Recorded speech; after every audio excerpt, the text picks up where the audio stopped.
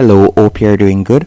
In this video, I will be showing you how to make morph transition in Canva.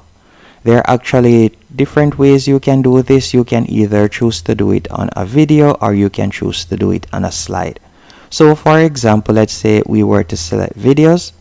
After you have done that, you can select the dimension that you want.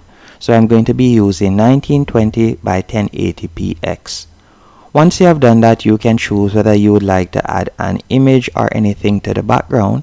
So for example, I'm going to be adding a random image. Let's say this one, and I'm just going to expand the image real quick. After you have done that, I'm going to go over to the left hand menu option and we're going to tap on text. Then we can select the text box, and from here you can type in whatever text you want. So for example, I'm just going to be adding simple answers. After you have done that, you're going to tap right where you see page 1 from the bottom navigation bar, and you're going to tap on the 3 dots. Then we're going to select duplicate page. After you have duplicated the page, you're going to select the second page. Then from there you can pull on the text. For example, we could pull the text to the top left hand corner. You could also choose to minimize the size if you want, or so on. You could pull it to the top right hand corner, or so on.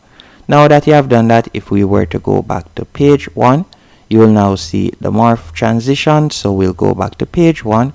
Then we're going to tap on the 3 dots for page 1, and we're going to be tapping on add transition. After you have done that, you're going to tap on match and move. So after tapping on match and move, you can select the duration.